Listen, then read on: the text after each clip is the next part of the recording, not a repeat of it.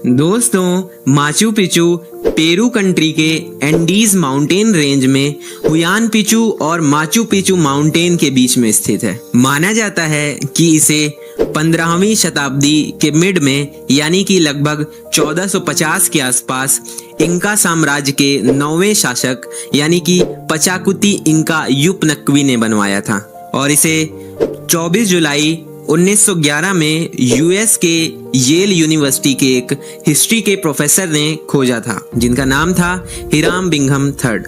यहाँ पर Machu Picchu का अर्थ होता है ओल्ड माउंटेन या फिर ओल्ड पीक, जिसे हम हिंदी में पुरानी चोटी कह सकते हैं। हिराम बिंघम ने माचू पिचू पर एक किताब भी लिखी है जिसका नाम है द लॉस्ट सिटी ऑफ इंकाज। इसके अलावा माचू पिचू जिस पहाड़ पे बना है उसकी ऊंचाई लगभग 2430 मीटर है और इसी पहाड़ के नीचे से उरुबाम्बा नदी बहती है। 1983 में यूनेस्को यानी कि United Nation Educational Scientific and Cultural Organisation द्वारा इसे विश्व विरासत स्थल यानी वर्ल्ड हेरिटेज साइट का दर्जा मिला था और 2007 में इसे दुनिया के नए 7 अजूबों में शामिल कर दिया गया। और अब अगर बात करें इंका एम्पायर में जो इनकी सिविल इंजीनियरिंग थी वो काफी कमाल की और एडवांस थी। इसका एक नमूना ये है कि माचू पिचू का जो इंफ्रास्ट्रक्चर है, जो वहाँ की दीवारें हैं, उनमें जो पत्थर लगे हैं उनको किसी भी प्रकार की सीमेंट या मिट्टी से जोड़ा नहीं गया है। उन्हें लूजली पैक किया गया है यानी कि केवल पत्थर के ऊपर पत्थर रख कर ही पूरा इंफ्रास्ट्रक्चर बनाया गया है। और इसके पीछे भी एक कारण है और मुझे लगता है यही मुख्य कारण है इसे ऐसा बनाने के पीछे, और वो कारण ये है कि माचू पिचू एक अर्थक्वेक प्रोन जगह पर बना हुआ है। इसका मतलब है कि यहाँ पर अर्थक्वेक फ्रीक्वेंटली आते रहते हैं। तो अगर ये लोग इस स्ट्रक्चर को टाइटली पैक करते यानी कि किसी भी प्रकार की सीमेंट या फिर मिट्टी का प्रयोग करते तो ये बिल्कुल भी टिक नहीं पाता। तो इसीलिए इन्होंने इसे फ्लेक्सिबल बनाया और कुछ इस तरह से सारे पत्थर फिट किए। और जरा सोचिए कि जब आज भी यहाँ पर अर्थक्वेक आता है तो दीवारों के पत्थर अपनी जगह से इधर उधर होकर फिर से वापस अपनी जगह पर फिट हो जाते हैं। और जैसा कि आप अपनी स्क्रीन पर देख पा रहे होंगे कैसे इन पत्थरों की फिटिंग की गई है और कैसे इनको इतनी सटीकता से फिट किया गया है कि इनके बीच में आप क्रेडिट कार्ड भी नहीं फंसा सकते अपना। तो है ना कमाल की इंजीनियरिंग। और अब अगर इसके अलावा देखा जाए तो यहाँ के लोग खगोल शास्त्र के बारे में भी जानकारी रखते थे यानी कि एस्ट्रोनॉमी की भी नॉलेज थी इनको।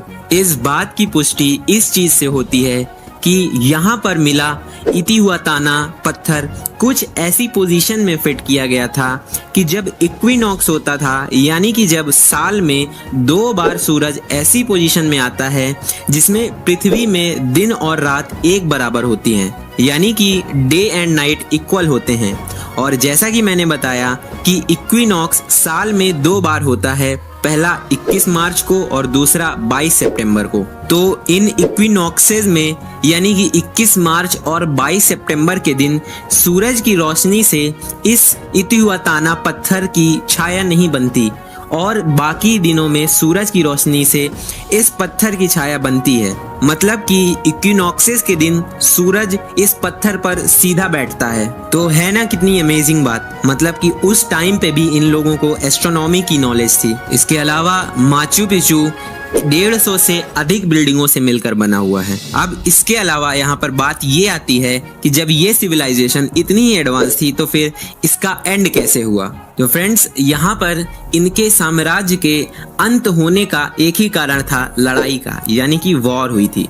1572 के आसपास स्पेनिशों ने इंका साम्राज्य पर आक्रमण कर दिया था और उनके साम्राज्य का अंत कर दिया था। इसके साथ ही उन्होंने इंका की बनाई हुई तमाम इमारतों को नष्ट कर दिया था, पर वे लोग माचू पिचू को नहीं ढूंढ पाए थे और लकीली ये बच गया था और इसीलिए आज हम लोग इसे देख पा रहे हैं और इसे वर्ल्ड हेरिटेज साइट की भी उपाधि मिली है। और 2007 में इसके 7 वंडर्स में शामिल किए जाने के बाद इसकी पॉपुलैरिटी बहुत ज्यादा बढ़ गई है और आज की तारीख में देश विदेश से लोग यहाँ पर घूमने आते हैं और हर दिन लगभग 4000 लोग इस हेरिटेज साइट को देखने आते हैं। और फ्रेंड्स, यहाँ पर घूमने के लिए सिर्फ एक ही जगह नहीं है, बल्कि कई सारी जगह हैं जहाँ आप घूम सकते हैं और एक्सप्लोर कर सकते हैं। जैसे कुछ जगहों का नाम मैं यहाँ पर बताना चाहूंगा।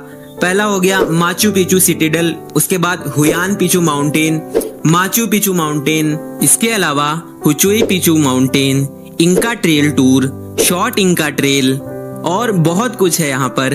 तो दोस्तों, ये थी हमारी माचू पिचू की पूरी जर्नी और मैं उम्मीद करता हूँ कि आपको इस पूरी जर्नी में बहुत मजा आया होगा, बहुत अच्छी बातें जानने को मिली होंगी और ये वीडियो कहीं ना कहीं आपको मददगार भी जरूर से साबित हुई हो। तो दोस्तों, ये थी हमारी आज की वीडियो और मैं उम्मीद करता हूँ कि आपको बहुत ही मजा आया होगा और मैं मिलता हूँ आपको किसी और नई वीडियो में। तब तक के लिए good bye and take care.